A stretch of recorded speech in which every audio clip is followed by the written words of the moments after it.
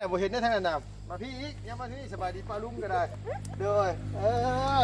เอาสบายดีเด้อเนี่ยเราสิปลูกพักไปแม่หาซื้อได้พักมาให้เมียน่ะ มีเงินใช่ เจ้าก็มีเพื่อนบ่ดีบ่แต่ก็บ่มีเพื่อนได้ดีเท่าไหร่ลำบากจะช่วย เรามาวัน โดย เราได้ต้องเลือกตั้งไปครับ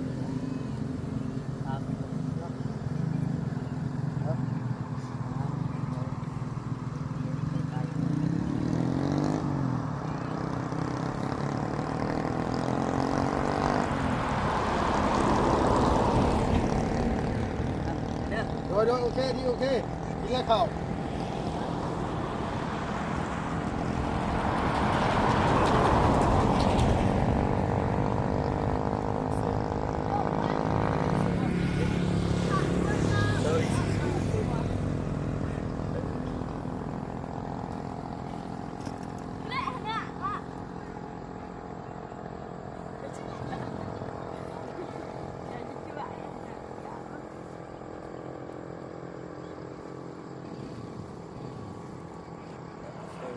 3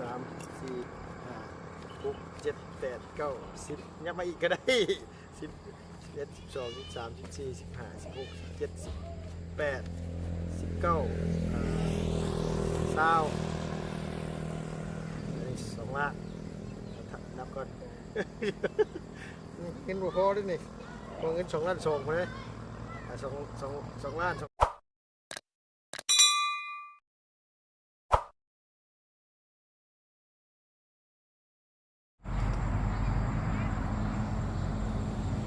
สบายดี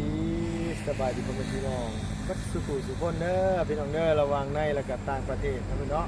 ที่เขามารับมาชมช่องลุงเฮิมชาแนลคือเก่าคือเดิมเปิดคลิปมาพบพ่อกันเมื่อนี้ก็อยู่บ้านเฮือนซ่านทางสาวกองมีพี่น้องมาอัปเดตบ้านเฮือนซ่านน้องเพิ่นก่อนเพราะว่าทางอ้ายเพิ่นอยากเห็นว่ามันมีความคืบหน้าไปหลายสำใดแล้วลุงกับบ่ได้มาอัปเดตให้ทางอ้ายเพิ่นเบิ่งแล้วก็ทางพี่ทั้งน้องเบิ่งเนาะเป็นเนาะเอ้าอย่าเฝ้าเบื่อเฝ้านายกันได้อเพิ่นจังได๋ก็ฝากเป็นกำลังใจให้แน่เพิ่นเนาะลุงก็พยายามเฮ็ดให้มันแล้วไวๆแต่ว่าทั้งนี้ทั้งนั้นก็คือฝนมันตกพี่น้องเอ้ยสร้างบ่มาเฮ็ดเอ้ยบ่ได้อัปเดตให้พี่น้องเบิ่งต่อเนื่องเนาะเอาได้ก็ติดตามเบิ่งน้ำกันนะพี่น้องลุงกับไปหลายทางเนี่ยมื้อเช้านี่ก็มามอบ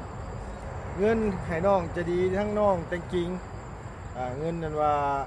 ซื้ออุปกรณ์การเรียนนะพี่น้องซื้อสินซื้อเสื้อผ้าหน้าแพรแล้วก็ซื้อชุดใส่แล้วก็ซื้อพวกฝึ่มพวกมิกพึกซอเนาะพี่น้องเนาะหลายอย่างหลายแนวมีแต่ว่ามาเบิ่งอันบ้านเฮือนซ่านน้องเพิ่นก่อนเนาะพี่น้องลุงก็ขึ้นมาแล้วก็ยังบ่ทันได้อัปเดตให้ทางอ้ายเราเบิ่งซ้ำได้เพิ่นเนาะเอาพี่น้องเนาะผู้ใดบ่มักก็อย่าว่ากันเด้อเพิ่นเด้อลุงมีงานรับผิดชอบอยู่นี่เนาะเพิ่นเนาะเฮาก็ต้องมาถ่ายมาทำให้พี่ให้น้องเบิ่งคือเก่าคือเดิมหั่นแหละเนาะแต่ว่าก็สิบ่ได้มาเรื่อยปานใดหรอกพี่น้องเนาะเฮาก็ฮู้อยู่ว่าสถานการณ์พี่น้อง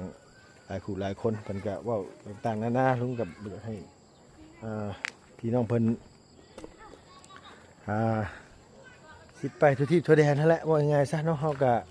หน้าที่ของเฮาพี่น้องเอ้ยลุงก็เฮ็ดตามหน้าที่ลุงตามเฮ็ดเวียกเฮ็ดงานก็เฮ็ดตามอ้ายเพิ่นสั่งมาเนาะเอาว้าทุกคน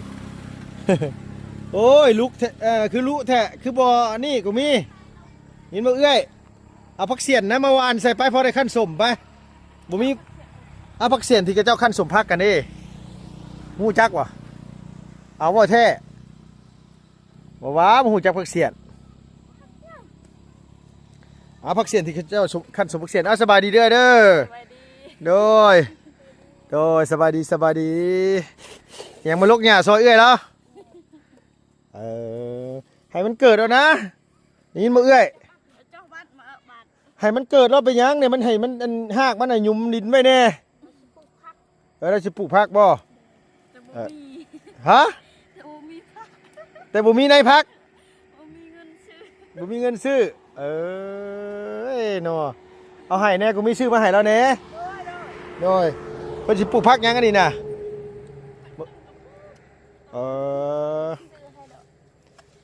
บ่ฮู้จักผักเสียนใช่บ่ตัวน่ะบ่ฮู้จักผักเสียนบ่ฮู้โดยอ่ะเนาะพี่เนาะก็พอดีว่ามาอัปเดตบ้านเฮือนซ่านสาวกงมีพี่น้องเนาะฮอดขั้นตอนอะไรเด้น้องรถก็โอ้โหคือสิดีใจเติบอยู่เบิ่งนี่พี่น้องไงนี่ ดีใจแล้วเนาะ โดยเอาเนาะพี่น้องเฮาก็มาอัปเดตให้อ้ายเพิ่นเบิ่งให้พี่น้องเบิ่งให้เนาะพี่เนาะมักบ่มักก็อย่าว่ากันเด้อเพิ่นเด้ออันนี้ก็ได้คือลุงก็มาตามหน้าที่น้ำเบียกน้ำงานเฮาแหละเดี๋ยวใช้ภาพไปเบิ่งดีกว่าน้องว่าเพิ่นก่อเพิ่นอันนี้ฮอดขั้นตอนอะไรเด้อ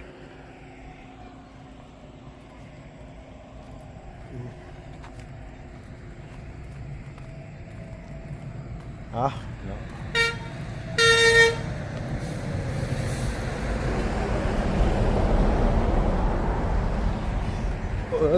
เพิ่นหากับสิเทคานเนาะเพิ่นเทคานแม่นบ่เนาะเทคานน่ะเพิ่นสิวางมงกบเป็นบ่เจ้าสั่งเพิ่นวางแบบมงกบวางห้องละสองช่องเนาะ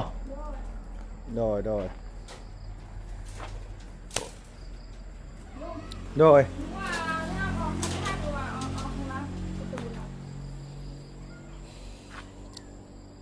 คันเว้าถึงคณะที่จริงน่ะคันว่า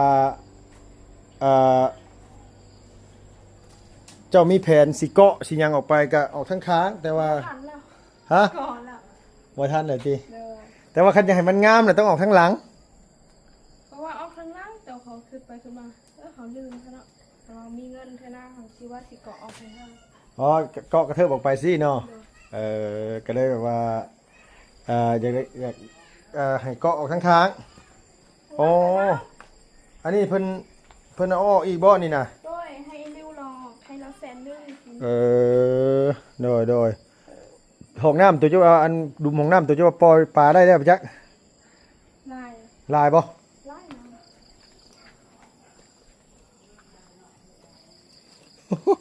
อู้มีชุดกบพุ่นน่ะหันลงแล้ว มีตัวนึง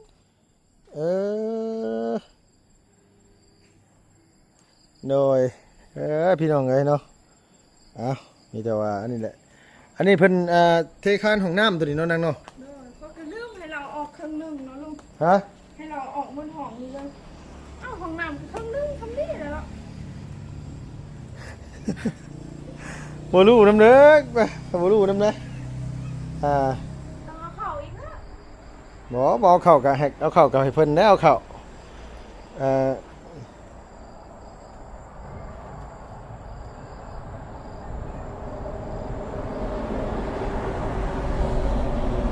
คานตัวนี้มันอยากอันมันเอ็นน่ะเพิ่นเฮ็ดนี่ให้อยู่บ่ว่าคานมันเอ็นนี่เพิ่นอันจับน้ำเที่ยงให้อยู่บ่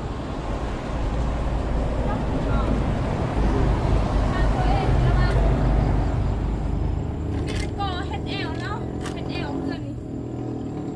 แล้วเพิ่นว่านะบ่โอ้เด้อนะโอเคพี่น้องเอ้ยเพิ่นบ่ได้มาบ่มื้อนี้เนาะ มานี่ก็ว่านี่คือมาเลยอีก2มื้อ เมื่อวานนี่กับมื้อนี้น่ะบ่ได้มาเนาะเมื่อวานกับมื้อนี้บ่ได้มาเพิ่นมาเฮ็ดจักมื้อซั่นน่ะ 2 มื้อ โอ้ 2 มื้อ2 คนเราเฮ็ด สองมื้อสองคน เปิดปิดแล้วว่าสิเฮ็ดพื้นก้อนบัดนี้ละคนบ่พอมาละ2 คนก็เลยละพอก็เท่านั้น โดยก่อก่อนกับก่อก่อนโตอันเฮือนควรตั้งขึ้นหั่นเนาะพี่น้องเลยเนาะก็ถือว่ามีความคืบหน้าไปแล้วพี่น้องหลายคนเพิ่นจะจมอยู่อยากให้ไปทั้งอื่นแน่เพิ่นซั่นว่าถ้าแต่สาวคงมีแท้เพิ่นโอ้ยลุงก็ไปอยู่ได้อพี่น้องเนาะก็เฮาก็ช่วงหลังๆมานี่ก็ลุงก็บ่ได้ค่อยเข้ามา เนาะ โดยบ่ได้ค่อยเข้ามาเมื่อมื้อเช้านี่ก็บ่เห็นเจ้าบ่ทันตื่นใช่มั้ยจักบ่ ราะว่าลุงเอาต้นไม้ลงมากับบริทายใช่ไหมพี่น้องของเศร้าเนี่ยฮะ มีจักรต้น 10 ปลายต้น10 ปลายกกนี่แหละ10 กว่ากกใส่ไปปุ๊บอันนี้พี่น้องเอ้ยวงกบก็เอาขึ้นมาเพิ่ไว้เทิงพี่เนาะโดยอันตัวนี้นี่เพิ่นสิเทแบบใดเทต่ำกว่าตัวเทิงเพื่อนบ่บ่ มันระว่าตัวนี้หันแท้ทำกันขาด โดย เพราะว่าต้องเอาดินออกพี่เด้ อ๋อ เพราะว่าดินทำกันแล้วมันทำกันบัดนี้ล่ะน้ำพ่นนึงนี่ล่ะ เดี๋ยวมันไหลเข้าเฮือนอ๋อโดยจะยังบ่ทันได้คืบหน้าปานใดพี่น้องเนาะวงกบเพิ่นก็บ่ทันได้ใส่ซับมีแต่ว่าถ้าผลหยุดผลเศร้าพุ่นแหละเพราะว่าผลเศร้ามันจังก่อง่ายแล้วอะผลมันบ่เศร้าแล้วมันบ่งามเวลาก่อไปแล้วหั่นนะเนาะโอเคพี่น้องเอ้ยมาพี่มาน้องมาพอดีว่าลุงกะจะข้าวจากเมื่อในนิดนึงพี่น้องเอ้ยเนาะเดี๋ยวขออนุญาตตั้งกล้องก่อนเนาะพอดีว่าอ้ายเราฝากเงินมาให้บ่รู้ว่าค่าหยังบ่นี่บ่ก็มี โอ้โหน้ำแล้วเนาะ ฮะแม่นบ่คือว่าได้ยินว่าเราบอกว่าเราให้เจ้าเอาเงินให้พ่อหมอไก่อันไปซื้อหมูมาเลี้ยงก่อนน่ะว่ะคือว่าจังซั่นบ่ ด้วยร้านนึง เจ้าเอาไปให้แล้วเด้ ถ่ายแล้วเราซื้อมาแล้ว เออ ง่ายไม่ได้หมูเราซื้อข้าวหมูป่าเลย คือหมูป่าเราไปซื้อมาให้ใส่น้อง เฉพาะ เออโดยไปซื้อมาเพิ่มจักตัว ตัวนึง ตัวแม่ตัวผู้ ตัวแม่ เออดีใจแล้วฝากมาคืนมาเรื่องอะไรเย้ยเอาว่าเงินนี่ที่เอามันมาให้ไปซื้อในพักนี่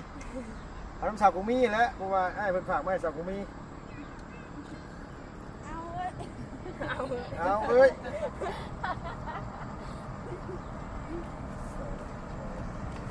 ตรงนี้เอ้ยผมจะเรียกว่าจะนี่เหรอ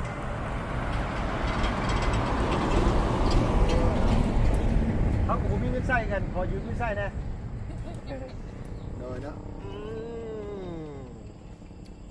เดี๋ยวว่าจะถือยาชากันนะพี่น้องเอ้ยเนาะโอ้ยเจ็บหลังเจ็บแนวเลยเมื่อบ้านมาหนึ่งนี่ก็ไปย่างปลากลับมาจะจ้อยเติบพี่น้อง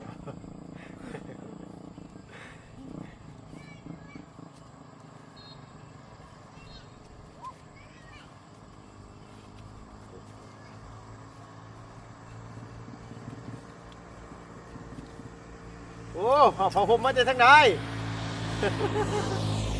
ก่อนหนึ่งเรื่องนี้เลย1 2 6 7 8 9 10 11 12 13 14 15 16 17 เอาเงินคือบุคคบโอ้ยเงินบุคคบเป็นโทษกับเจ้าแล้วดีเอาเนาะ สบายดี โดยสบายดีบ่เห็นได้นะบ่เห็นได้ทั้งนั้นนะมาพี่อีกยังมาที่นี่สบายดีป้าลุงก็ได้โดยเอาสบายดีโดยเนี่ยเราสิปลูกพักไปแม่หาซื้อได้พักมาให้เมียน่ะ มีเงินใช่ เจ้าก็บ่มีเพื่อนบ่ดีบ่แต่ก็บ่มีเพื่อนได้ดีเท่าไหร่ลำบากจะช่วย เรามาวัน โดย ต้องการรอบเรื่องแบ่งกันไปครับ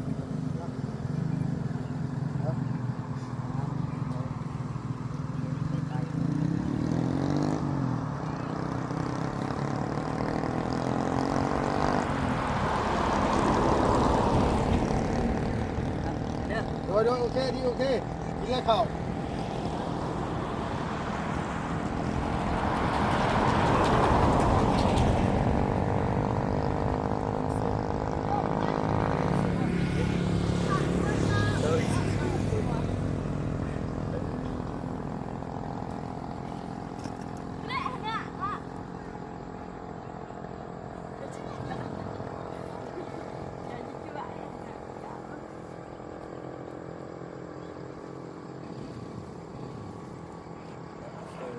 3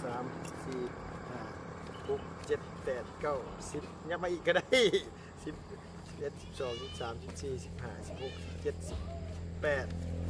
19 202 ล้านนับก่อน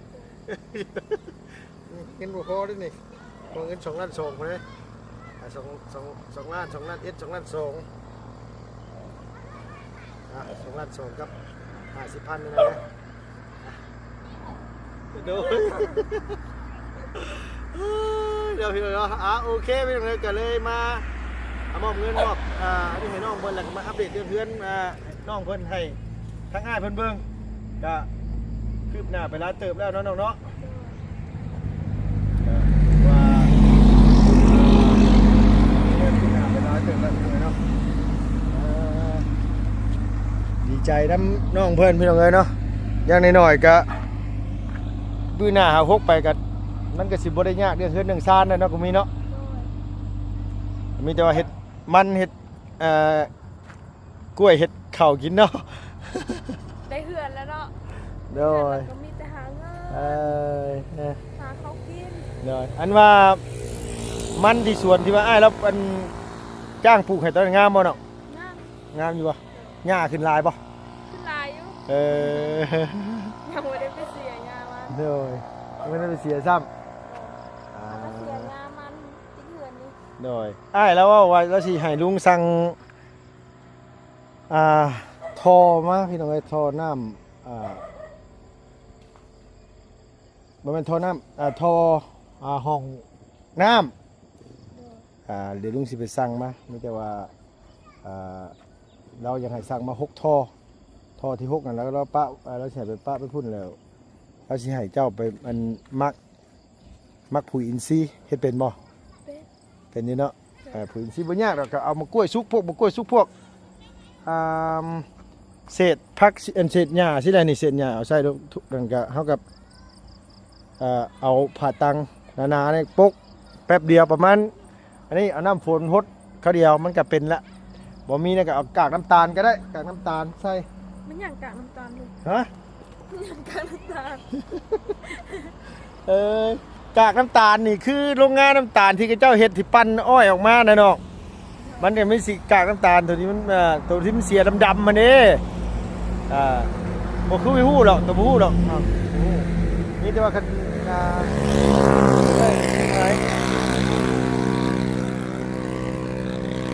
เพิ่นก่อขึ้นมาแล้วรู้สึกว่าใหญ่ๆขึ้นบ่ก็มีแน่เนาะมันตอนแรกมันอันนี้เนี่ยมันคือบ่ใหญ่ปานใดเนาะเวลาก่อขึ้นมาแล้วเราพวกใหญ่เลยโมเมนต์ตั้งเว้าได้พี่น้องเอ้ยนี่แต่ลุงเองยังมีปัญญาเฮ็ดซ้ำนี่ได้บ่ดีนะว่าแต่ลุงเองก็ยังมีปัญญาเฮ็ดซ้ำนี่ว่ะอีหลีอันนี้ก็อ้ายเพิ่นเฮ็ดให้โอ้ยเราพวกใหญ่นึงบุญมีอีหลีก็มีไอ้ตัวเขาก็ขึ้นว่าสิได้เหือนสำหรับลุง บ่ได้คิด ว่า ว่า สิได้แต่เหือนคั่วก็พอแล้วบ่ขึ้นเลยสำได้เหือน โดย แต่ว่าได้เหือนดีใจร้ายละ โดยกับฝันเป็นจริงแน่นอนน้องเนาะ โดย บ่ธรรมดาได้พี่น้องเอ้ยทางอ้ายเพิ่นเฮ็ดให้ก็อันนี้เนาะแต่ว่าสิ่งหลักๆเลยแบบว่าลุงก็รู้ตนอ้ายเราอยู่พี่น้องเอ้ยเนาะคันว่าอ้ายเพิ่นได้เฮ็ดเรือนหลังใดบ่มีไผสิมาซอยเราได้เฮ็ดผู้เดียวก้นต้นเลยทุกหลังเลยคนอื่นก็คือว่าได้ซอยกันแน่นะแบบว่ามีเฮือนน้องกึพี่น้องไอ้บ้านเทิมหั่นน้องกึน้องพรคำน้องพรเฮาหั่นอันนั้นมีคนซอยหลายคนอยู่นะหรือว่าเพิ่นบ่หลายปานนั้นอ้ายแล้วก็ได้มานักนี่ก็มานักน้ำสาวกุมีนี่แล้วก็น้องสาวมอนเลยก็ทั้งกันว่าเสาค้ำพี่น้องเอ้ยอันนี้ยังพระอาจารย์มีเสาแล้วพี่น้องเอ้ยเพิ่นมีส่วนร่วมเนาะเสาทั้งพระอาจารย์เพิ่นร่วมเฮ็ดนำกับที่เหลือมีแต่อ้ายแล้วเบิดเลยพี่น้องเนาะป๊าดกับเบิดหลายเลยได้พี่น้องเอ้ยอ้ายแล้วกับนำเพื่อนสาวกุมีนี่ก็เพื่อแล้วนี่ก็โอ้ มันมีหลายแนวแล้วเนาะ เนาะ ห้องน้ำเราไฟ โดยห้องน้ำไฟอย่างในหลายอย่างห บ่ ลา อย แนว ป เล ลาย บ่อยัง โดยแม่น ต้นไม้ต้นยังผู้เดียวเราหมดเลย พอปิ้งเนี่ยว่าป่าเจ้า พอปีแล้วใหญ่ โดยเอ้าสักมือสิลงไปถ่ายอัปเดตให้อ้ายแล้วเบิ่งอยู่เพียงเนาะลุงกับมาค่ำๆในมื้อนี้ก็ได้มาซ่าใครกลัวบ่มาเพราะว่ามามอบเงินให้น้องเพิ่นแน่แล้วก็มาอัปเดตเฮือนซานบ้านซองนี่แหละให้เนาะพี่น้องเนาะพี่น้อง FC ก็เว้าหลายพี่น้องจักสิว่านี่ได้ลุงก็ได้เนาะเดี๋ยวลุงอยากถามเจ้าอีหลีเด้อถามเลย เดี๋ยวลุงอยากถามเจ้าอีหลีเด้อถามว่า เจ้าเฮ็ดเฮือนหลังใดเดี๋ยวบ่มีไผสิมาซอยเราได้เฮ็ดผู้เดียวก้นต้นเลยทุกหลังเลย น้อยใจบ่ที่แบบว่าเพิ่นบ่มักเจ้าเห็นน่ะน้อยใจบ่ บางทีก็น้อยใจอยู่ว่าข่อยไปเฮ็ดหยังผิดเนาะคือว่าบ่มัก โดยแบบว่าน้อยใจแบบว่าเฮาเฮ็ดหยังผิดสิเนาะน้องเนาะ โดย เพิ่นเป็นหยัง เว้าข่อยยังบ่พอแถมมาเว้าลุงอีก คือพระอาจารย์เพิ่นซอยตอนนั้นก็เราไปเว้าอีก FC เพิ่นเว้าเราอีก โดยพระอาจารย์ซอยเรื่องเสานี่ก็ FC ไปเม่นลาว่าเราไปจำนำโบสถ์มาซอยเรือนสกุงมีพี่น้องเอ้ยอันนี้ก็บ่รู้ว่าสาเหตุหยังนะบางเทื่อก็เพิ่นอยากให้ตรงที่ว่าเจ้าพอมีอยู่มีกินมีดินมีดอนแหละลุงยังมาซอยอยู่อหย่างสิมั่งหรือว่าใดๆเนาะเอากับบ่ฮู้หรอกพี่น้องเอ้ยแต่ว่าทั้งนี้ทั้งนั้นก็ให้เพิ่นมาหักมาแพงเฮาบ่ทุกคนก็เป็นไปบ่ได้ดอกแต่ลุงกับบางเทื่อก็น้อยใจคือกันพี่น้องเอ้ยแต่ว่าก็มันเป็นเรื่องเฮามันเป็นหน้าที่การงานเฮาก็ต้องเฮ็ดเฮาก็ต้อง ลุง ทำ ลุงไปเฮ็ดเวียกทางอื่นเขาเว้าอยู่บ่ ก็เว้าคือเก่า